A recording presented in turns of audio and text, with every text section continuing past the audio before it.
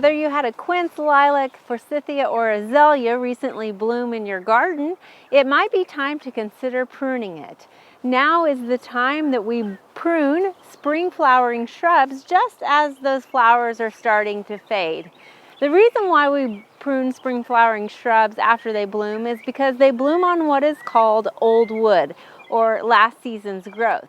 So as we go into this growing season, they're going to start to develop those flower buds for next spring. And we want to make sure that we prune them back before those flower buds develop. Otherwise, we're sacrificing our flowers for next season. So why do we prune shrubs? A lot of times we prune shrubs to maintain the size that they are. And we have to keep in mind with spring flowering shrubs, we're going into the growing season. So unless they've already reached their mature size, they're only going to get larger for us. So if we are satisfied with the size that they are now, we still might want to consider pruning them back just a little bit so again they can continue growing bigger this summer. If you're new to pruning, it can be a little intimidating as to where to make that first cut. You might be afraid that you're going to make the wrong cut or perhaps kill the plant altogether. But there's a few things that you should look at or consider that will help kind of guide you through this process, no matter what you're pruning. The first thing that you want to consider is taking away any dead wood that you might find in that shrub. The dead wood is not adding, of course, to the aesthetics of the plant at all, and it's really not adding to the overall health of the plant. It's not providing any photosynthesis or anything. And in fact, that dead wood can be more detrimental to the overall plant health because it increases the amount of decay around the plant, which sometimes serves as an invitation to insects and diseases. So we're going to remove some of this dead wood that we find down here at the base of this plant. And we're just going to use our hand pruners to get some of the smaller stuff, and then we'll use our larger loppers if we have bigger stuff we need to remove. Now you may have a plant that has a lot of dead tissue in it, and that's okay. You still want to make sure to remove all of that dead tissue because that just leads to decay within the healthy part of the plant. Now keep in mind, if you do remove a lot of dead wood from that plant is not at its healthiest for whatever reason. Now the next thing that you want to do is step back away from the plant and consider the size of the plant that it is now, the living portion of that plant. You never want to remove more than a third of what is remaining of the living tissue. If you cut more than a third of a plant back, it just kind of sends that plant into a tailspin a little bit. You've removed more than a third of the foliage, which creates photosynthesis that helps that plant survive. Also, the plant's used to taking up so much water, and it will have that as excess. So we never want to remove more than a third of the live plant. By stepping back and evaluating the size of it, kind of look at what a third of it would be if you were to remove it. Once you've determined and kind of taken a look at it as to how big it is, then you're going to take a look at the health of the plant that's remaining and see if you can find any diseased or insect damage to the plant. You want to make sure to check all aspects of the plant because insects and disease can be anywhere. It can be on the branches, especially the leaves or the underneath side of the leaves and the new growth. Now, if you've identified just a couple of branches that might be infested, then go ahead and clip out those infested branches. If you notice that the disease or the insects is kind of overall on the whole entire plant, then of course we're not going to prune the whole plant back, but you might at that point want to consider treating it. If you still just prune a couple of branches that might have been infested, then it wouldn't be a bad idea to still consider treating it. A lot of times when we find insects or disease somewhere, there's likely more that we're not seeing as well. But by removing it mechanically, you're just getting a little bit of a head start on any problems in the future. So after you have removed any insect or disease damage, the next thing to look at is for any rubbing branches.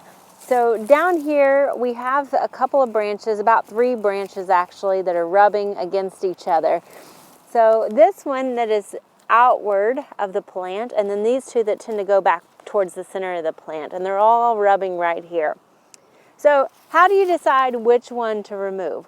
Well, one, you want to look at and see if there's any actual open wounds on any of them, and the one that has the worst damage would obviously be one to consider removing. The other thing is, again, the direction of those branches and how they'll continue to grow. So these two branches are the smaller of the two, and they're both, again, growing towards the center of the plant, which isn't as preferred as growing out and more open. So we're going to leave this one and take out these two. And by removing these two branches, we'll eliminate the problem of them rubbing on that larger branch. If we had left them, they would again continue to wear on that branch, again creating an open wound that would invite insects and disease into our plant.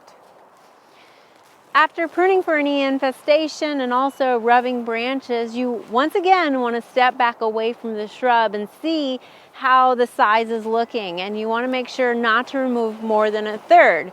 So if you still have some more room to prune, then you're going to start pruning for aesthetics and size reduction. Now, if you removed a lot of infested branches or rubbing branches, then at this point you might want to hold off on pruning just for aesthetic purposes or size reduction. In that case, what you're going to have to do is give it another year to grow back out, go through that checklist again, in which case you'll likely be able to go through it faster and not remove as much for infestation and for rubbing branches, and you'll be able to then prune for aesthetics.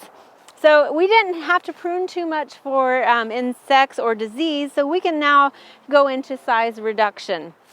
So the first thing too you want to do is look at the crown of the plant. A lot of times spring flowering shrubs benefit from a rejuvenation, and so we might want to look at removing any older branches down in the crown of the plant. Again, you want to think about the canopy of the shrub and make sure you have an open kind of central area to allow for good airflow. Airflow is critical in preventing diseases and insects. And so you can see we've got a little bit of open area here because of some previous pruning that we've done. We've got some height over here that's kind of getting into our birch tree. So we're going to reduce this just a little bit. Now, when you prune for size reduction, you want to look at the buds and make sure that you're pruning again to an outward facing bud. That will give you an idea of where that branch is going to continue to grow. So if we prune just above this node right here, this branch is going to continue to grow this way, which would grow inward. If we prune here, it will grow outward away from the center of the canopy. So we're going to take this down to just right about here. Again, we have a lot of tissue here, and so we're going to take this down just a little bit as well. I think we're going to start with this outside branch and remove some of it. Again, keeping in mind that we're going into the growing season for spring plants, so these plants will flush out and cover over any of this pruned pretty quickly. When you're pruning, of course, aesthetics is important, and we want to make sure that we still, again, step back and take a look at the plant, because at this point, we're comfortable with making cuts on a shrub. It is a little bit like a haircut, and you want to make sure that you don't take too much off, because there's no going back. You're just going to have to wait for it to grow out a little bit to look better. But stepping back, making sure that you've got a good form as you cut and not taking too much from one side is also important to the aesthetics. So these are the basics when pruning. Again, first of all, remove any dead, and then after that, look at it to see how much a third of the plant is to remove. You're going to first start by removing any diseased or infested plant material.